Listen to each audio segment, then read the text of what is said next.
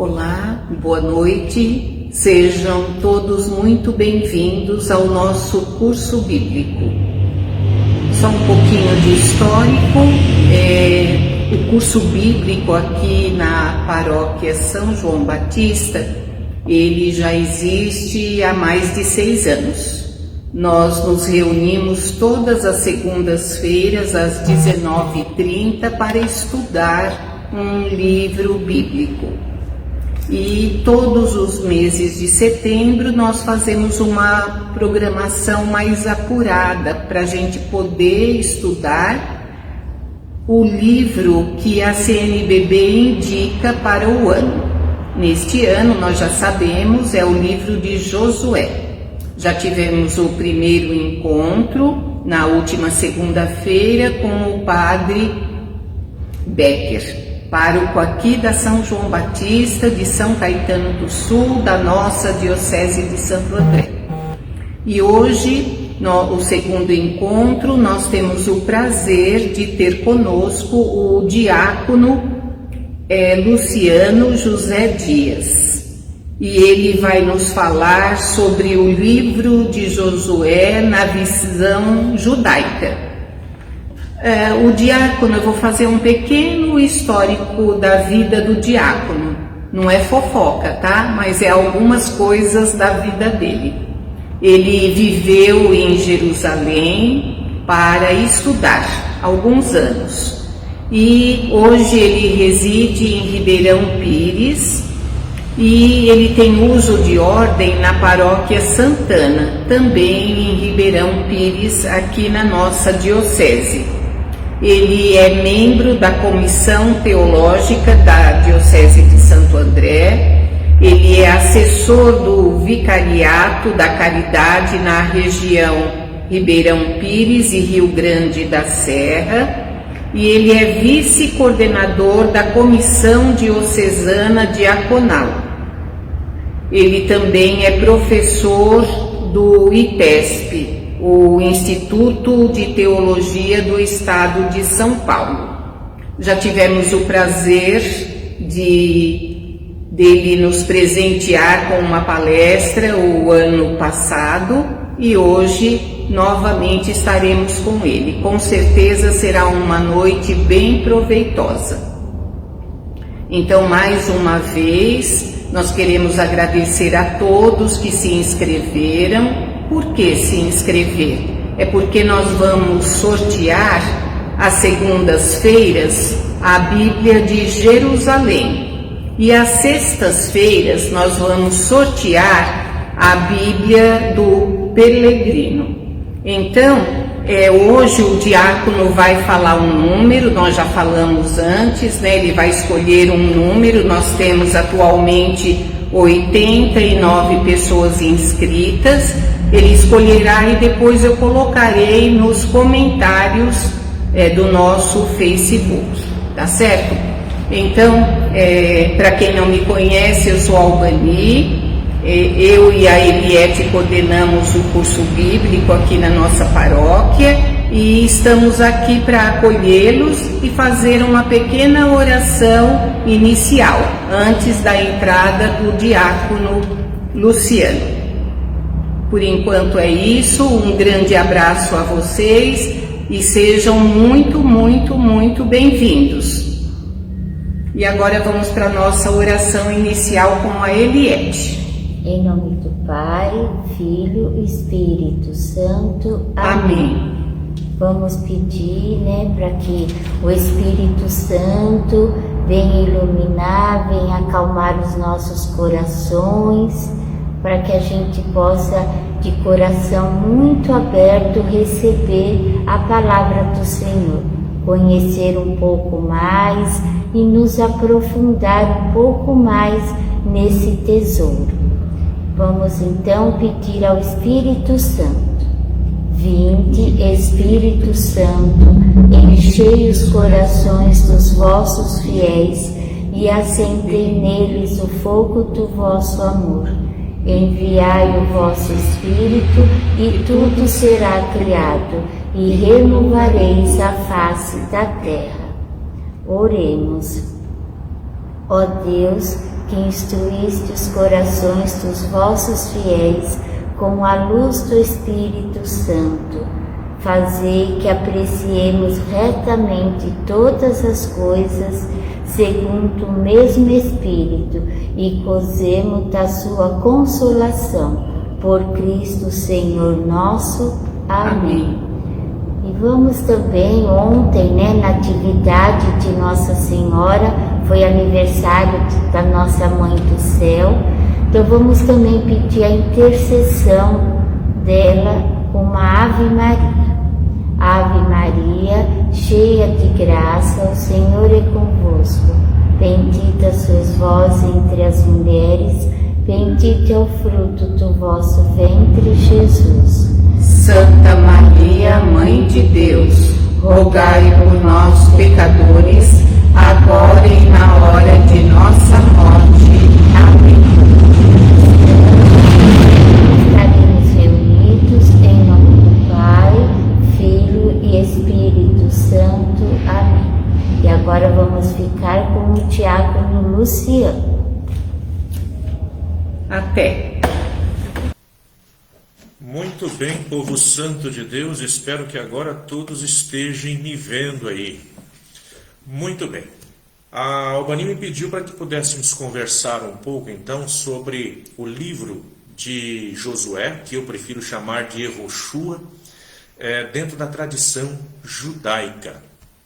E para a gente poder falar um pouco então da tradição judaica, primeiramente eu acho interessante, ao invés de falarmos diretamente de Josué, a gente poder inicialmente conversar um pouquinho sobre esse contexto no qual, enquanto livro da Bíblia, enquanto na Bíblia hebraica, o livro de Josué está fazendo parte aí, então.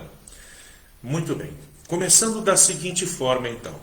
Nós sabemos que o que é a Bíblia, né? Para falar para vocês do que é a Bíblia, acredito que todos já saibam, mas a Bíblia é um conjunto de volumes que nós vamos chamar da compilação da Sagrada Escritura, constituído pelo Antigo Testamento e pelo Novo Testamento.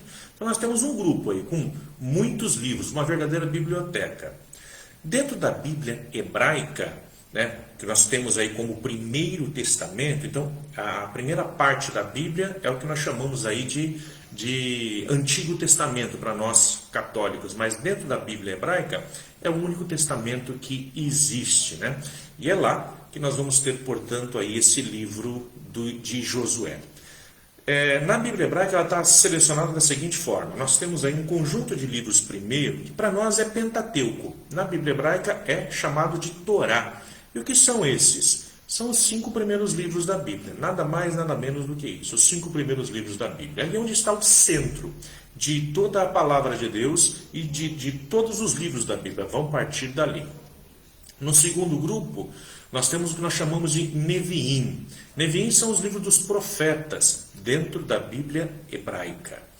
E dentro dessa mesma Bíblia hebraica, é ali nesse livro dos profetas que nós vamos encontrar, portanto, o livro de Josué, que vai estar junto ali com juízes, com os reis, tudo trabalhado ali.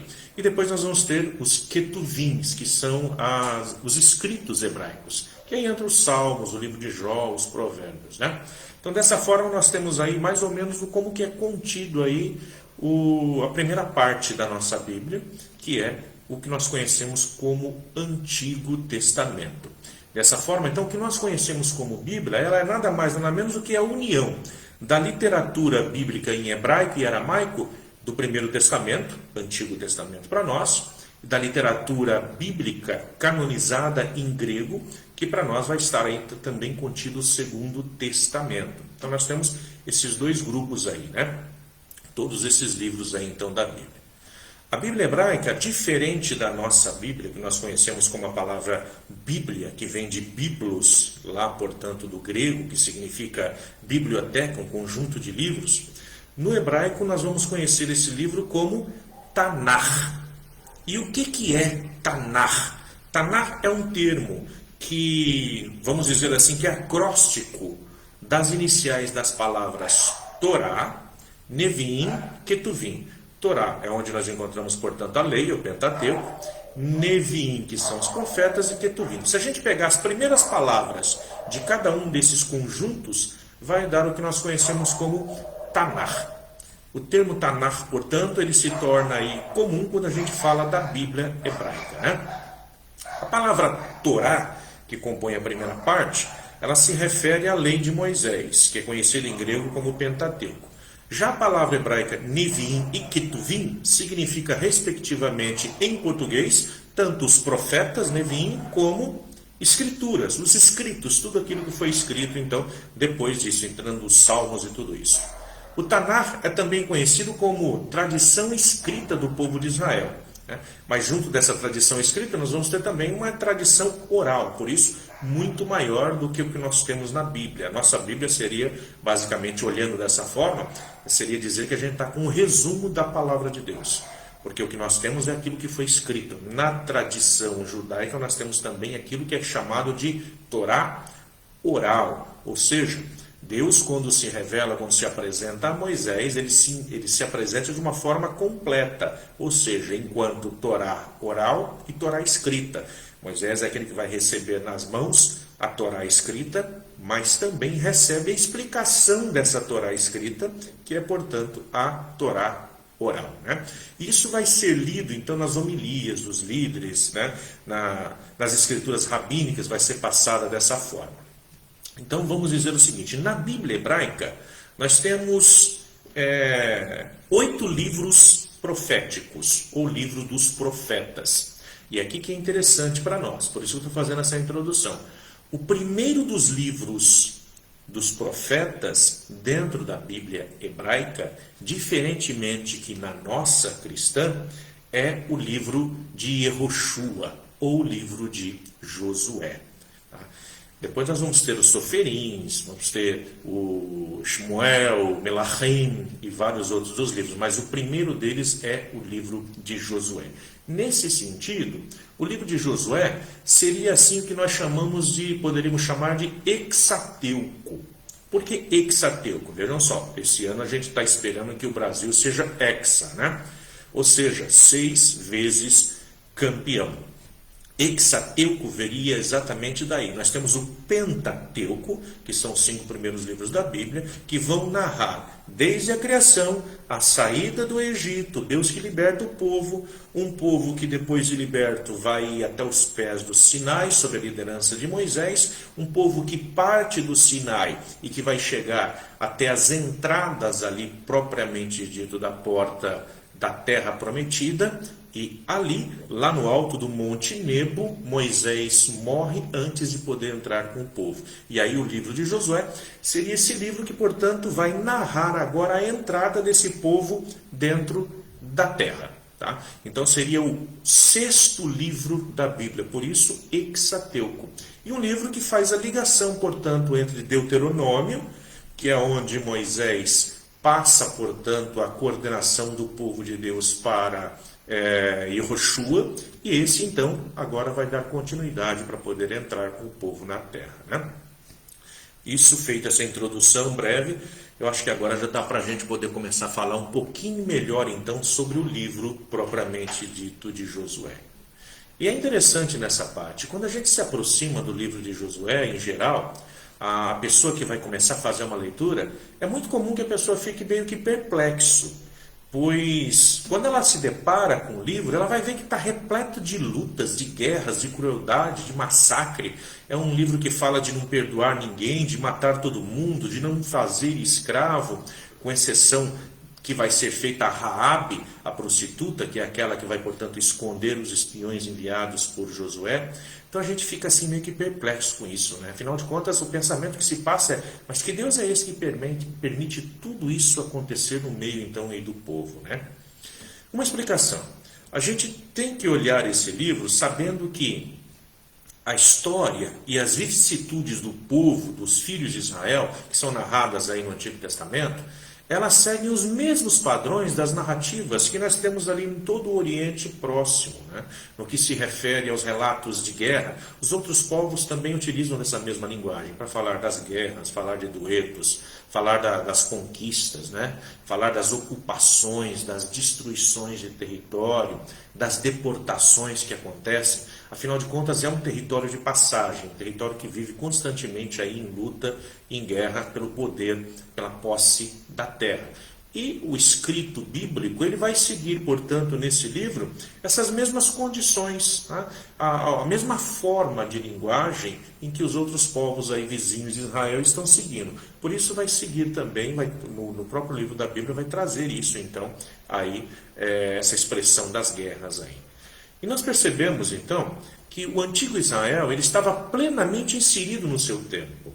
Muitas vezes, quando nós olhamos para a história de Israel, quando a gente olha para a história bíblica, uma das coisas que passa na nossa cabeça assim, que Israel parece que é uma bolha onde Deus se manifesta para esse povo, mas não tem a história dos povos vizinhos.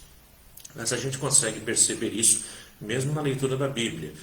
O povo de Israel está inserido dentro da história de outros povos. E os autores do livro de Josué, e quando eu digo autores, estou exatamente frisando isso, não é uma pessoa que é o autor, mas nós temos várias mãos que vão escrever, eles vão fazer uso da mesma linguagem, das mesmas imagens que os povos circunvizinhos utilizavam para escrever as suas histórias. Ou seja, está copiando praticamente a mesma forma de linguagem. Não a história, mas a mesma forma de linguagem. Então isso explica por que o livro de Josué se encontra desse modo. É um modo violento, um modo terrível aos nossos olhos, né? Um modo de narrar a entrada e a conquista na terra de Canaã, fazendo uso de um vocabulário militar. Portanto, Josué é aquele que é o chefe militar que está aí à frente de seu povo. Uma coisa que seria interessante a gente trabalhar um pouquinho hoje também, nesse breve espaço de tempo que a gente tem, é claro, já vou dizer para vocês, a gente tratar do livro de Josué de acordo com uma narrativa judaica, olhar esse livro dentro do próprio judaísmo, não é uma coisa rápida para se fazer, não é algo que daria para a gente fazer num único encontro aqui e deixar tudo claro para todo mundo. Mas vamos tentar fazer uma caminhada onde a gente vai conseguir compreender um pouquinho melhor isso. Quando a gente fala do título do livro, geralmente os livros da Bíblia, eles usam como título as primeiras palavras que acontecem, as primeiras palavras que aparecem no livro. Ou, no caso, utilizam, como acontece aqui nesse livro, utilizam o nome do personagem principal. E o personagem principal é Yehoshua, Josué. Que, na verdade, o nome dele não era Josué. Aqui que está uma grande conquista do escritor, que vai fazer uso também aqui do hebraico. Isso seria muito interessante se vocês pudessem seguir comigo no hebraico, mas como a gente não tem como apresentar isso para vocês. Mas, quando nós pegamos o nome de Josué, o nome original de Josué, na verdade, não é Josué. Ele é conhecido, o nome de batismo, vamos dizer assim, como Oséias. Oséias é o nome dele. Então, façam essa experiência aí, vão na Bíblia de vocês, aí abram em Números, capítulo 13, versículo 8.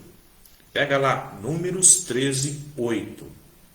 Isso, vamos lá. Corre lá para a gente poder pegar e seguir isso junto, senão assim a gente se perde pelo caminho.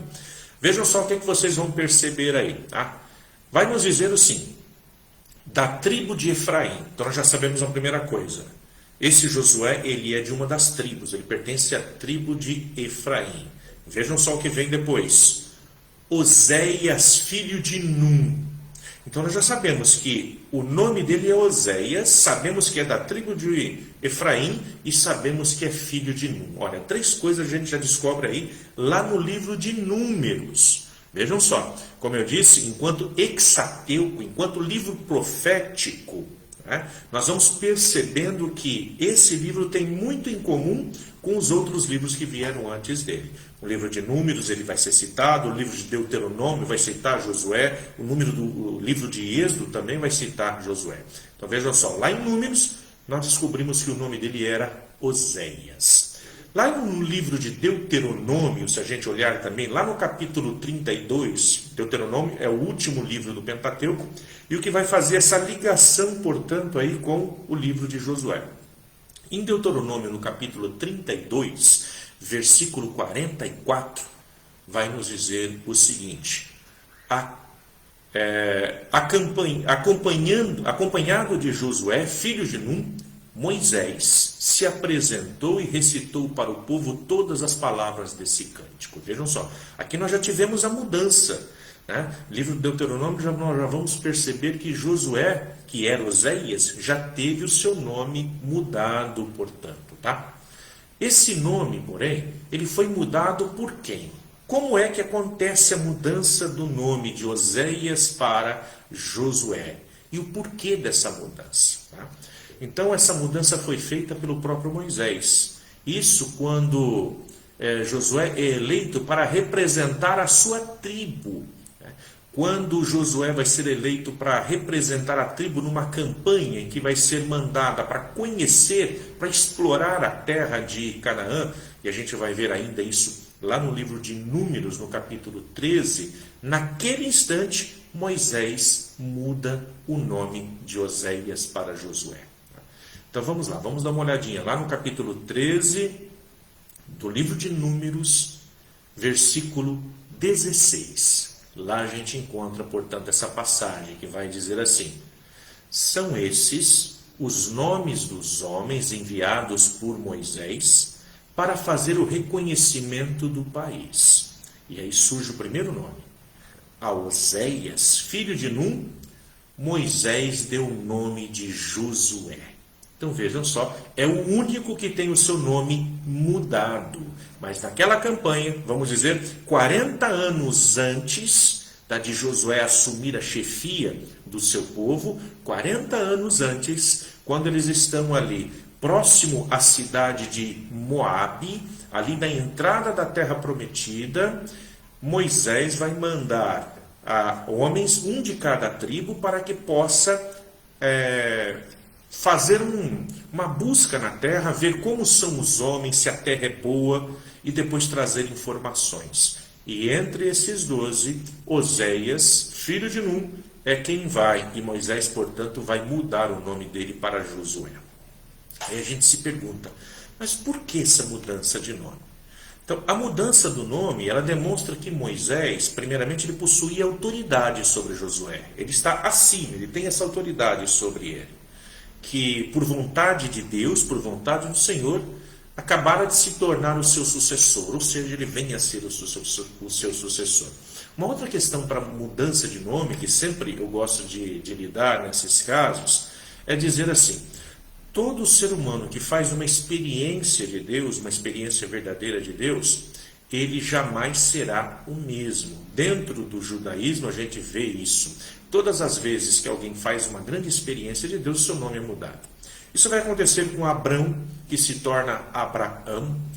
Isso vai acontecer também com Isaac, que se transforma em Isaac, ou seja, também tem o seu nome mudado. Isso vai acontecer também com Jacó, que vai ter o seu nome mudado para Israel. Isso também nós vemos hoje nos papas, quando são eleitos, né, são escolhidos para estar na frente da igreja, também vão escolher um outro nome, vão mudar o seu nome. Então essa experiência de Deus muda a pessoa por completo. Mas nós temos uma outra razão para a mudança do nome de Oséias para Josué. Quando a gente escreve o nome Oséias, a gente percebe que a raiz, no hebraico, a raiz do nome Josué e de Oséias são a mesma raiz. Tá? Nós vamos pegar ali, por exemplo, quando eu digo Oséias no hebraico, eu digo Roshea. Roshea, portanto, eu vou escrever com uma letra que é um rei, um vav, um shin e um ain. Quando eu vou dizer Yehoshua, a grande mudança que é feita nesse nome, gente, é simplesmente adicionar a primeira letra do nome de Deus na frente do nome. Tá? Então, no português dá a impressão que mudou muita coisa, de Oséias para Josué. Mas, na verdade, no hebraico, a única mudança que aconteceu foi uma única letra, que a gente chama de Yud. Ela é adicionada ao nome de Oséias. E uma vez sendo adicionada essa letra, Oséias eu passo a ler Yehoshua, que significa causar libertação, salvar. Aqui nós temos um verbo hebraico na ação passiva, que nós chamamos de nifal, tá? E vai significar exatamente isso. É aquele que causa a libertação, é aquele que salva. Então, na mudança do nome de Moisés, que Moisés deslocou o sentido da ação do verbo, portanto, colocando-se Ud na frente do nome de Hosea, se torna, portanto, Yehoshua. Então, aqui nós vemos que nós temos uma transformação que nós vamos dizer, apresenta-se agora um nome teofórico, né? Teofórico, ou seja, tem a manifestação de Deus agora no próprio nome. Aquele nome que se significava Roshea, significa salvar. Mas agora, quando acrescenta-se um Iud, nós temos agora um outro significado. O significado que é o Senhor é salvação, ou o Senhor salva. Esse que é interessante aí, quando a gente consegue poder estar olhando isso a partir do hebraico, a gente percebe essa diferença que é mínima, só que causa toda essa mudança, portanto, na vida e na interpretação aí desses dois nomes, Hoshea e Yehoshua. E outra coisa interessante, quando nós pegamos esse nome que significa, portanto, o Senhor salva, o Senhor é a salvação, né, que nós percebemos aqui, então o livro de Josué, ele não relata somente uma história do passado, né, a mudança do nome nos mostra isso, mas descreve o nosso presente e também anuncia o nosso futuro. É um livro que nos aponta para o futuro, né? Ele, aliás, nos antecipa o novo Josué que há de vir. Que Josué é esse? O Messias. Tá? Porque Josué e Jesus têm o mesmo nome em hebraico, cujo significado é o mesmo. Tanto Jesus significa Deus salva, como também o nome Yehoshua significa também Deus salva. Eis, portanto, que somos convidados, então, a partir desse livro, a uma leitura que vai muito além da simples leitura de um livro histórico. Dentro da tradição católica, o livro de Josué, ele é classificado entre os livros históricos, que são esses: Josué, Juízes, Ruth, Samuel, Reis. Então vejam só, ele está dentro da nossa tradição nos livros históricos.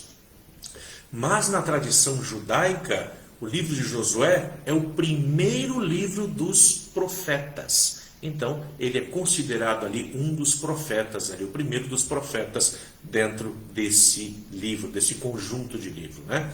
Com ele inicia-se, portanto, a segunda seção da Bíblia hebraica, que nós chamamos de Neviim, que são os profetas.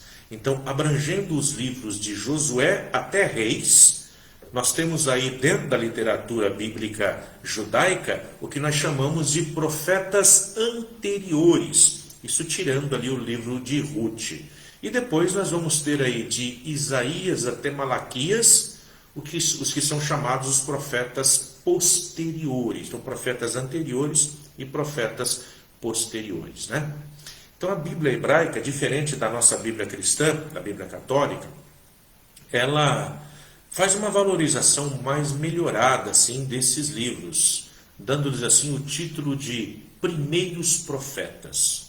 Então, dessa forma, quando se passa da lei para os profetas, a gente termina o Pentateuco e começa a ler o livro dos profetas, eles surgem como os primeiros que estão unidos à promessa de Deus. Acho que essa seria a palavra, né? Eles se unem, os profetas que se unem às promessas de Deus. Nós temos lá no Pentateuco a promessa da terra, e agora nós temos aqui nesses livros dos profetas, aí então, aonde vai se narrar como a ocupação da terra, exatamente como as promessas que são cumpridas, o cumprimento das promessas. Então o profeta é aquele que anuncia agora que Deus vai fazer a sua vontade ao conduzir esse povo para dentro da terra. Afinal de contas, o livro nos trata exatamente disso. Josué é escolhido, mas o principal personagem não é Josué que entrega a terra, é Deus quem entrega a terra, é Deus quem conduz esse povo para dentro da terra. Então, desse modo, a gente não perde aquele fio condutor, né? Então, o título de primeiros profetas lhe cabe muito bem a Josué, no caso da literatura judaica, porque eles são de fato bastante proféticos, pois a sua redação final ela vai se efetuar aí no tempo dos profetas. É lá que nós vamos estar vendo, portanto, quando vai se concluir então aí essa literatura, né? E aí talvez até agora, que vocês podem estar perguntando aí para nós, ou se perguntando, ou gostariam de perguntar também para mim depois, quem foi então esse Josué? Quem é essa pessoa que tem essa liderança tão forte aí depois da morte então de Moisés? Josué não vai ser narrado somente nesse livro. Ele, como eu disse, ele já vai sendo narrado nos outros livros, já desde o livro de Êxodo ele vai aparecendo ali. Então, com exceção de Gênesis, ele vai aparecer em Êxodo, Números, vai aparecer também em Deuteronômio. Tá? Em Levíticos também ele vai estar presente ali. Então, olha só, na tradição judaica, Josué, ele foi, primeiro, profeta e guerreiro. Tá? É alguém que guerria, alguém que luta, é alguém que profetiza. Ele foi também legislador e juiz. É aquele que está na cor da nação, é aquele que cria as leis. Ele é juiz, ele é aquele que julga. Ele foi o principal discípulo de Moshe, ou Moisés, como nós dizemos aqui então no português. Durante 40 anos, ele permaneceu fielmente ao lado do mestre, que é Moisés. E ele vai servir, ele vai acompanhar, ele vai observar os seus ensinamentos, como todo bom rabino faz com aqueles que são seus talmidim.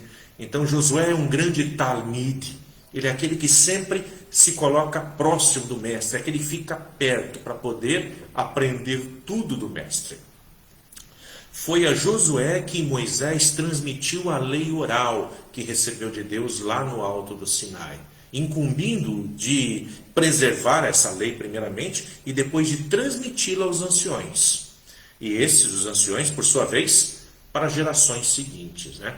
Então eu gostaria de trabalhar com vocês alguns textos aqui, afinal de contas eu acho que hoje, a Albany não me disse não, mas eu acho que a gente só tem até meia-noite, né, para trabalhar hoje. Depois desse problema aí de conexão, a gente vai acabar estendendo um pouquinho mais, né? 00:10 eu acho que a gente consegue terminar até lá. Mas vamos lá então. Vamos fazer a leitura então de alguns textos. Gostaria que vocês acompanhassem para mim, para a gente poder ir conhecendo esse Josué dentro de alguns textos bíblicos. Não vamos pegar muitos, mas somente alguns. Se vocês puderem acompanhar então, peguem aí em Êxodo, livro do Êxodo, capítulo 33, versículo 11. É isso aí, vamos lá. Correndo, vamos abrindo a nossa Bíblia aí. Êxodo é o segundo livro da Bíblia. O primeiro livro é Gênesis, o segundo é Êxodo. E que na tradição judaica não tem esse nome de Êxodo. Nós o conhecemos como Shmot, os nomes, porque está falando dos nomes daqueles que saíram, que foram conduzidos por Moisés para sair do Egito. Então vamos lá, Êxodo 33, versículo 11. Capítulo 33 de Êxodo, versículo 11. Muito bem, acharam, né? Olha só, o que o texto nos diz. O Senhor falava com Moisés face a face, como alguém que fala com o seu amigo. Depois, Moisés voltava para o acampamento, mas seu ajudante, o jovem Josué, filho de Nun, não se afastava do interior da tenda. Então vejam só, aqui já nos apresenta esse Josué, que é aquele que fica sempre próximo da tenda. E quem é que se apresenta dentro da tenda? É Deus. É o próprio Deus que se apresenta, o próprio Deus que todas as vezes que tem que falar algo para o povo, ele se manifesta dentro da tenda. Lá, portanto, Moisés é aquele que entra, fala com Deus e transmite depois ao povo. Josué é aquele que está sempre ali presente, sempre próximo. Ainda no livro do Êxodo, vamos dar uma olhada agora, voltando um pouquinho só para trás, capítulo 32, versículo 17. Capítulo 32, versículo 17. E vai nos dizer assim: Josué ouviu o tumulto do povo que gritava e disse a Moisés: há gritos de guerra no acampamento. Veja, nós não vamos ler toda essa narrativa, mas aqui nós estamos falando da descida de Moisés do Monte Sinai. Uma vez que Moisés recebeu a tábua com os 10 mandamentos, ele está descendo. E quando ele se aproxima do acampamento, ele escuta gritos lá. E Josué, portanto, é aquele que está com Moisés. Tá? Ele sobe até uma parte do Monte Sinai, depois ele se apresenta sozinho a Deus, mas quando Moisés desce, se encontra novamente com Josué e estão descendo. E aí lá eles escutam o povo gritando no acampamento porque tinham feito os bezerros de ouro. Né? Muito bem, Josué estava ali, sempre próximo de Moisés. Um outro capítulo, capítulo 24, versículo 13, também do livro do Êxodo. Vamos lá. Ele vai nos dizer assim: Moisés levantou-se com Josué, seu ajudante, e subiu ao monte de Deus. Então, um pouquinho antes da leitura que nós fizemos antes, vai dizer assim, então, que Josué é esse que sobe com Moisés até o monte de Deus. Nós vamos vendo, ele está sempre próximo ali. Agora vamos dar um pulo lá no livro de Números. Vamos ver quem que é Josué, então, lá no livro de Números. Números capítulo 11, versículo 28. Ele vai nos dizer o seguinte: Josué, filho de Num, ajudante de Moisés desde a juventude, disse: Moisés, meu senhor, manda que eles se calem. Então veja, Josué é aquele que está sempre ali, desde a juventude, ao lado de Moisés. Ainda no livro de Números, no capítulo 13, versículo 8 e o versículo 16, vai nos dizer assim: esse Josué, da tribo de Efraim, Oséias, filho de Num. No versículo 16, são esses os nomes dos homens enviados por Moisés para fazer o reconhecimento do país. A Oséias, filho de Num, Moisés deu o nome de Josué. Então aí no livro de Números a gente descobre quando foi mudado o nome de Oséias para Josué. Nós temos várias outras passagens que a gente poderia estar trabalhando, né? Não convém a gente pegar todas elas aqui agora, porque senão a gente vai ficar a noite inteira realmente. Mas no livro de Deuteronômio também, lá no capítulo 1, versículo 38, vai nos dizer assim: mas Josué, filho de Num, teu ajudante, ele entrará. Encoraja-o, pois é ele que dará a Israel a posse desta terra. Isso a gente vê lá no livro do Deuteronômio, quando Deus já começa a dizer para Moisés: olha, você não vai entrar na terra prometida, mas quem vai entrar é esse teu ajudante. Ele sim vai poder então fazer essa entrada, no qual eu vou cumprir as promessas que eu havia feito a você. Que toda essa descendência possa então finalmente entrar na terra prometida. E aqui eu vou dizer um pouquinho para vocês agora de um outro livro, saindo da história bíblica. Vamos pegar o Talmud. O Talmud é um dos livros da tradição judaica, né? É um conjunto de livros, na verdade, onde ele vai trazer toda uma reflexão rabínica, os comentários rabínicos sobre a Mishnah. A Mishnah é um outro conjunto de livros onde nós vamos chamá-lo, portanto, da tradição oral. Toda aquela tradição oral que por ser oral não era escrita, num determinado momento da nossa história, o povo judeu, pensando com medo de serem dizimados, eles vão escrever essa tradição. Então vai dar origem aí a alguns rolos aí muito mais volumosos do que a nossa própria Bíblia, né? E o Talmud é o comentário rabínico de vários anos aí, de vários séculos, sobre a Mishnah, que é a tradição oral. E vai nos dizer o seguinte, né? No Talmud diz assim: o rosto de Moisés era como o sol, e o de Josué como a lua, pois Josué era o reflexo dos ensinamentos de seu mestre. Veja só que bonito isso, né? Então, assim como a gente vê lá no livro de Apocalipse, que nós vamos ter uma mulher vestida de branco, tendo a lua debaixo dos pés, aqui o Talmud vai falar isso também de Josué, dizendo: Moisés é aquele que clareia como o sol, e Josué é aquele que reflete essa luz. Josué jamais vai vir a ser como Moisés, mas ele tem a grande função de poder transmitir, de poder, assim como um espelho, refletir a luz de Moisés. Então esta era a sua grandeza, a razão pela qual Deus o escolhera para dar continuidade à missão de seu antecessor, o maior profeta do povo judeu. Isso a gente encontra lá no livro de Deuteronômio, no capítulo 34, se vocês quiserem dar uma olhada, lá no versículo 10, ou anotem aí, para que depois vocês possam procurar lá, né? Quem foi o maior dos profetas de todos os tempos? Às vezes a gente diz assim, foi Isaías, outros vão dizer, foi Elias, mas o que diz a Bíblia? O livro do Deuteronômio vai nos dizer o seguinte: nunca mais surgiu em Israel profeta semelhante a Moisés, com quem o Senhor tratasse face a face.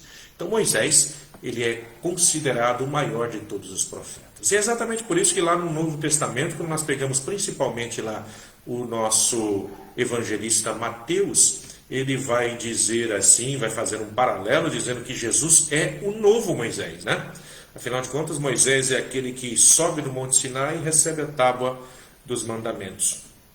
Jesus é aquele que sobe no monte e se transfigura, é aquele que também faz as bem-aventuranças. Moisés é aquele que abre o mar e Jesus é aquele que não precisa abrir, ele caminha por cima do mar.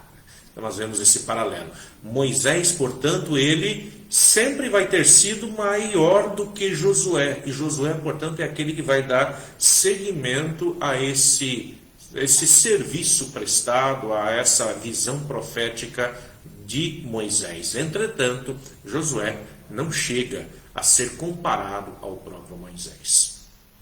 Muito bem. A gente pode falar da divisão desse livro em várias partes. O judeu vai dividir em 3 partes. A primeira parte vai falar sobre a conquista da terra. Na conquista da terra, nós temos aí que vai do capítulo 1 ao capítulo 12, né? O tema do mês da Bíblia desse ano está exatamente no capítulo 1, versículo 9, onde vai ter presente uma das promessas de Deus, que vai estar com o povo por toda a vida.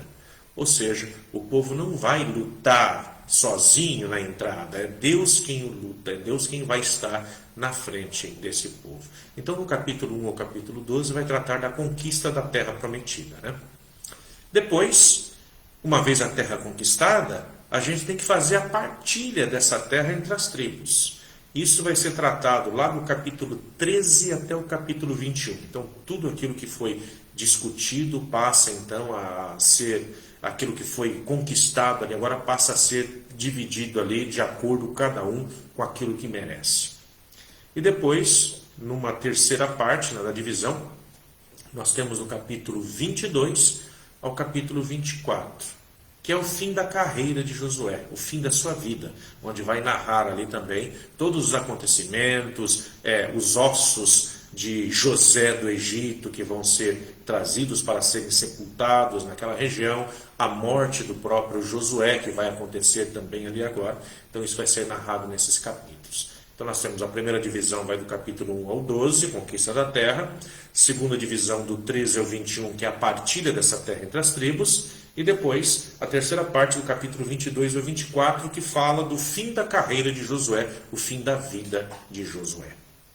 E qual o tema central, portanto? O que o livro de Josué trabalha assim para que possa se trazer de importante para nós?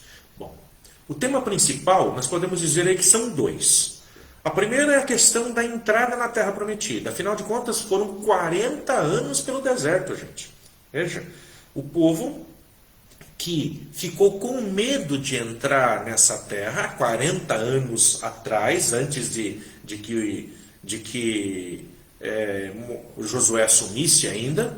Veja, o povo fica com medo porque os espiões que são mandados vão dizer que as pessoas que estão lá são gigantes, que a comida de Israel era gigante, e por conta disso Deus então teria feito o povo rodar ali pelo deserto durante 40 anos, até que toda aquela geração que saiu do Egito morresse no meio do deserto. Afinal de contas, para entrar na Terra Prometida tem que ser uma geração sem vícios. Então vejam só, de todos esses aí, somente 2 aí sobraram. De todos os outros que saíram do Egito, todos eles morreram. Josué é um dos 2 aí que sobra, portanto, para poder estar entrando aí nessa Terra Prometida. Então o tema principal é a entrada na Terra Prometida. E o segundo tema, e não menos importante, é a obediência ao Senhor, obediência a Javé, obediência a Deus. Então essas duas importâncias, a entrada na Terra Prometida e a obediência ao Senhor. E isso é o que faz desse livro um livro indispensável. Um livro que nós temos que ler, como costumava dizer um professor meu, leia antes de morrer. E esse ano, então, o mês da Bíblia vem trazendo isso, né, através da CNBB, vem trazendo esse livro aí. Algo que a CNBB faz de forma magnífica. Desde 1971, nós, povo católico, temos essa graça de, durante um mês inteiro, ser escolhido aí, então, um livro da Bíblia para que a gente possa estar trabalhando, né? E não só isso, ainda no mês de setembro, já desde 1947, nós temos aí o dia 30 de setembro como o dia de São Jerônimo e, portanto, o dia da Bíblia. Afinal de contas, São Jerônimo é aquele que vai fazer a tradução, então, desses livros aí para o latim e depois vai chegar aí a nossa língua nos tempos de hoje, né? Então, vejam só, depois da memorável, né, vamos dizer assim, êxodo do Egito, depois daquele acontecimento memorável no qual Deus liberta o povo, Deus faz aliança com esse povo no Sinai, dizendo: eu vou ser o seu único povo, o seu único Deus, e vocês serão o meu único povo. Nós temos aí então agora a chegada desse povo às planícies de Moabe, onde ali eles vão ver a terra de Canaã. Esse, portanto, é o momento principal e determinante de toda a história de Israel. Um povo que agora está saindo dessa vida do deserto, está saindo desses 40 anos de deserto e tem na sua frente agora aqui a terra, portanto, de Israel. É uma imagem realmente magnífica, gente. Quando nós estamos no Monte Nebo, onde Moisés ele morreu, segundo a história, Monte Nebo fica na Jordânia hoje, tá? Então pertence ao território da Jordânia. Quando você olha lá de cima, olhando para frente diretamente, você vê todo o território de Israel. Olhando um pouquinho para a direita, você vê a cidade de Jericó, a cidade das palmeiras.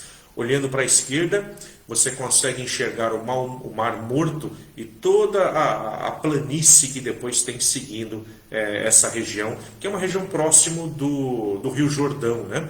Onde ali tudo que se planta realmente ele cresce por conta da irrigação do próprio Jordão. É ali que Moisés, portanto, vai passar ali a direção do povo para Josué. Então a gente percebe logo no primeiro versículo do livro de Josué que os autores eles marcam a continuidade entre Moisés e Josué. Tá? É como se estivesse dando ali uma continuidade, é como se o livro continuasse. Se eu pegasse o livro de Deuteronômio e continuasse lendo. Por isso é uma obra muito mais extensa, né? O livro de Josué não é um livro solitário, mas é um livro de uma obra muito mais extensa, que é a obra deuteronômica, né? Lá nós vamos encontrar assim, portanto, lá em Josué capítulo 1, versículo 1 a 2, vai estar escrito assim: depois da morte de Moisés, servo do Senhor, o Senhor falou a Josué, filho de Nun, ou auxiliar de Moisés. Ele disse: Moisés, meu servo, morreu. Agora, levanta-te, atravessa esse Jordão, tu com todo o teu povo. Então vejam só. Para poder marcar aqui então essa direção, essa coordenação, essa liderança de Josué, tem que ser apresentado um Josué que faça coisas grandes também. Então vejam só, se Moisés foi aquele que abriu o Mar Vermelho, agora Josué é aquele que vai abrir o Rio Jordão, para que o povo possa então passar a pé enxuto e se instalar definitivamente na terra em que Deus prometeu. Vejam só, a missão da qual Deus incumbira, portanto, aí Josué, ela era uma missão árdua. Porque ao entrar na terra de Canaã, a vida do povo de Israel passaria por uma mudança radical, né? Vejam só, porque os milagres que determinava toda a parte sobrenatural no qual Deus caminhava com o povo, tudo isso, uma vez que entre na terra, isso vai parar de acontecer. O que o livro nos dá? Olha, durante 40 anos, o alimento descia do céu em forma de maná. Todas as vezes que esse pessoal tinha fome e gritava contra Deus, o maná caía do céu. Quando eles tinham sede, a água brotava de poços que surgiam onde quer que eles passassem. E uma nuvem era o que guiava eles e protegia a retaguarda, protegia a frente. Sempre tinha essa nuvem que ia na frente. Quando tinha perigo, ela passava para trás. Deus estava sempre protegendo esse povo. Só que assim que esse povo entrasse na terra, ele teria que lutar para a conquista dessa própria terra e para se defender. Então tudo aquilo que Deus vinha dando, agora acaba. Chega a hora de você fazer a sua parte do trabalho, né? Então eles teriam que produzir o seu próprio sustento. Então os filhos de Israel passariam a levar uma vida normal, sem, no entanto, esquecer que a fonte de tudo é Deus. Não é Josué, não é Moisés. A fonte de tudo é Deus e continua sendo Deus. Mas agora é hora, portanto, de arregaçar as mangas para poder fazer a parte. Não vai mais cair alimento do céu, não vai mais ter o maná, não vai mais ter as codornizes, não vai mais ter poços de água. Uma vez que cruzou a terra, Deus cumpriu aquilo que havia prometido. E a autoria do livro?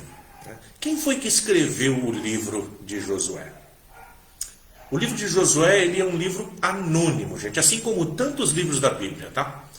Hoje, quando a gente pega um livro na mão, é muito fácil a gente saber de quem é o livro, quem escreveu. Às vezes eu estou fazendo alguma aula, passando alguma aula, o pessoal pergunta assim: professor, o senhor tem alguma bibliografia aí para me falar sobre esse assunto? E aí eu já falo o nome do autor, ou a gente só tira hoje é mais fácil, tira uma foto do livro e manda por WhatsApp, né? Aí a pessoa pela foto já tem ali qual é a editora, tem tudo. Basta a gente dar uma olhadinha na orelha do livro, você tem todo um relatório sobre quem é o autor.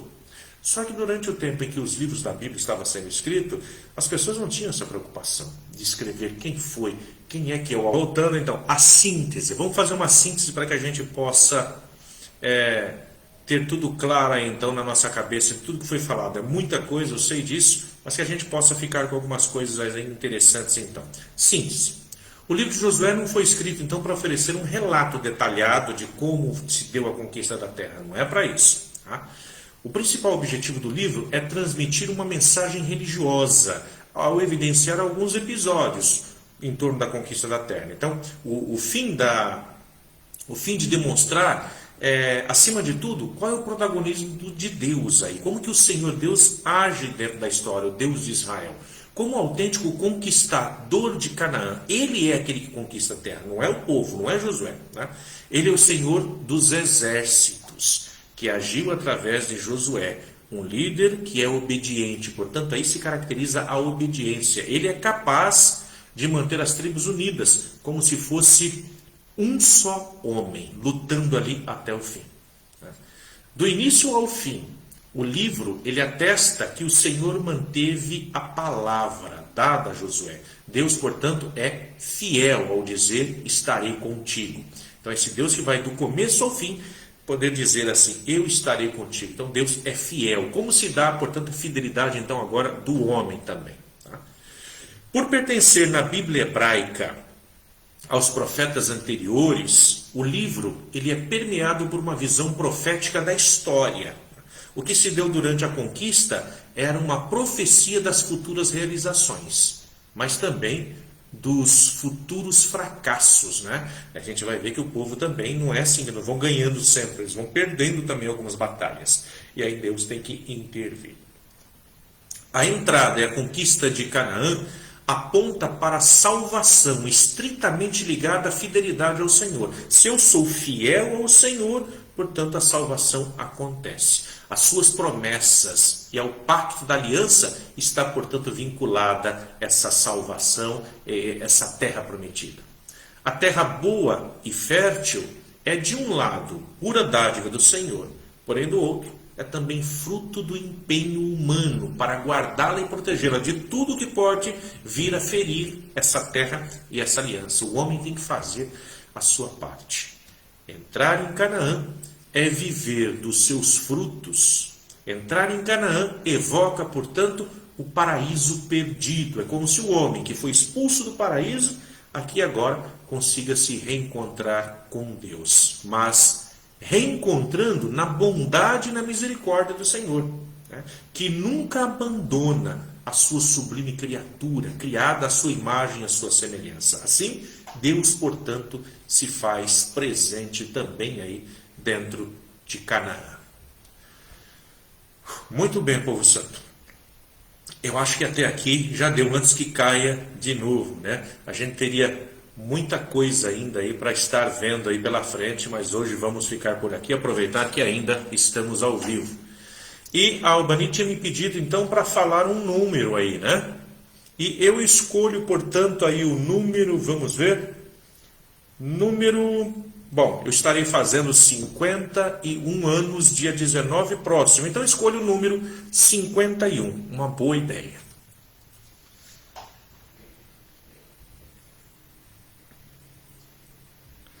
Outra coisa que a Albani tinha me pedido era para dar uma olhadinha aqui no chat, se tem aqui perguntas, mas eu não estou conseguindo fazer isso. Afinal de contas, tecnologia não é o meu forte. Então, povo de Deus, façam as perguntas. Eu vou entregar também um material que possa estar com a Albani e depois, se ela conseguir, pode fazer chegar àqueles que nos acompanham, né? Para que possam ter, então, um pouco desse material, bibliografia, a partir, então, da Bíblia hebraica, estudigartense, a partir do judaísmo, sobre tudo aquilo que foi englobado nesse dia de hoje, sobre tudo que nós falamos aqui hoje, né? E aí, então, me despeço aí de vocês. Muito obrigado por estarem conosco aí do começo ao fim. Me desculpa por tantos problemas técnicos que nós tivemos hoje, é assim mesmo quando a gente fala dessas transmissões ao vivo. E fiquem com Deus e até a próxima, se Deus assim quiser. Tchau, tchau. Shabbat Shalom Lachem. Um ótimo sábado para vocês.